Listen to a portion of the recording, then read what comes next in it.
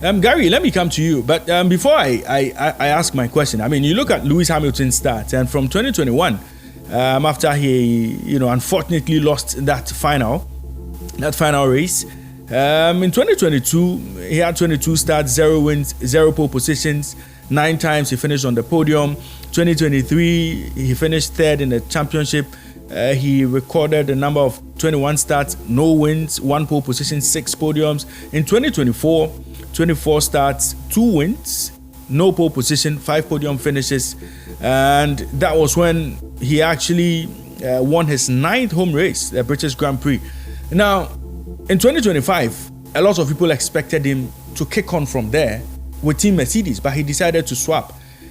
Do you think that Lewis Hamilton made a mistake to move to Ferrari, or it was a necessary move to reignite his career that had taken a nosedive post-2021? It was definitely not a mistake to move to Ferrari. I think there were a few calls from quite a few corners actually to see him in Ferrari, or at least to see him in red. A lot of the fans were calling for this. The Tifosi, or some elements of them, were asking for this to happen. Lewis himself had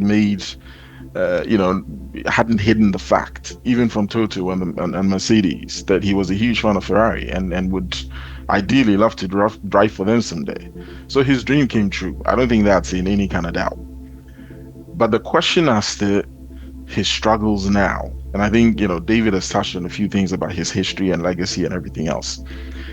The issue isn't that his legacy is being questioned. It's that some of the things happening now is kind of throwing a little bit of shade on his legacy. And you see this with a lot of sportsmen. I mean, Schumacher being an example, right?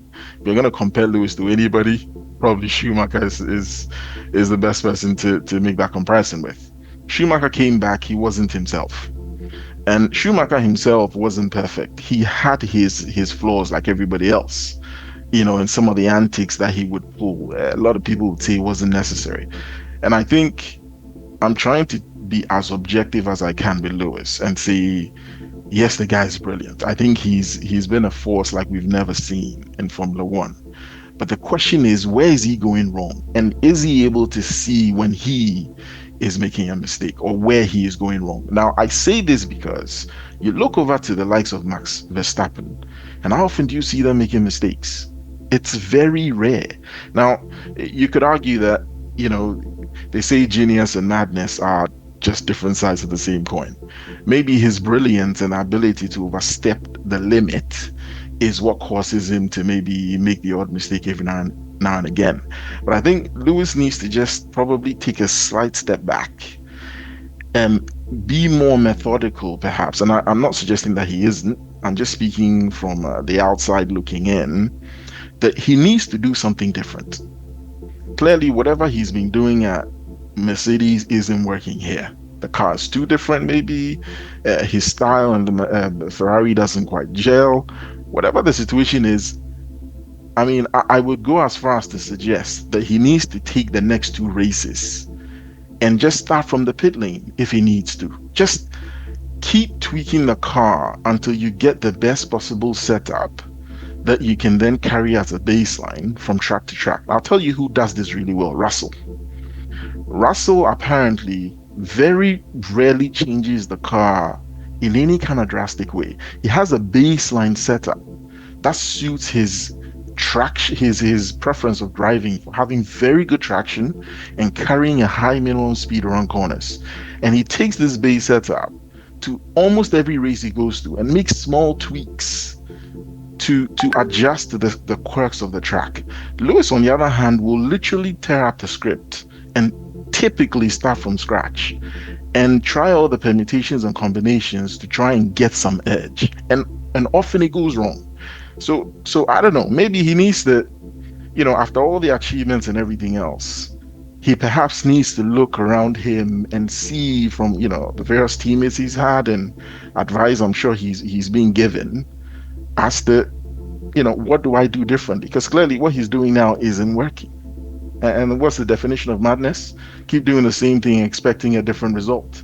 So whether he's trying that or not, it's not apparent to the likes of myself because we're on the outside. But it seems like he's just trying more of the same. It hasn't worked for a while now.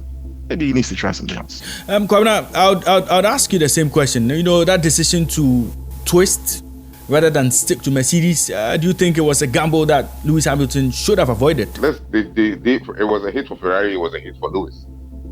The idea was get Lewis in, see even if it goes to benefit even what's his name, Charles, in a way. You understand? So it was nobody ever doubted that move. I never doubted that move. It was the West kept secret. You know, so for me, that's the best decision he's ever taken in terms of leaving Mercedes. Because where else was he going to go? He was not going to go to McLaren. Neither was he going to go to Red Bull. And the only team that was actually going to accommodate him now was Ferrari. Ferrari needs to come back both for their brand and both for their championship dreams. So, I mean, I agree with the fact that he needs to also sit back, look at it carefully, and see where it's going. You know, so and I know, and it's Lewis Hamilton. I'm not expecting anything less from him. You understand? And again, I will stress on this point that it's just the first year of his driving for Ferrari. I'm not expecting him to do any kind of magic. It doesn't work that way. You understand? It obviously doesn't work that way. We need to give him that much time for him to adjust himself to that car and adjust himself even to the workings of their engineers. And we can all clearly see it that Lewis is not used to that kind of engineering backup when he's on the track compared to his days at Mercedes. Even on his worst days, the Mercedes engineers found a way to get him back, you know, in some way or form, not to leave him in the trenches. But with Ferrari, it's the engineers have been, I probably would say even more than 50% of his trouble. Yeah. You understand? Yeah. But people may differ, but if you look at it carefully, I thought sometimes when he's in the car driving, I'm sitting there thinking, oh man, how we wish Bono was with him at Ferrari. The story probably would have been different, even with the West car. Right. You know, because this is a car where both of them can perform during the free practice sessions and even the qualifying sessions. And on the race day, both cars goes up the roof.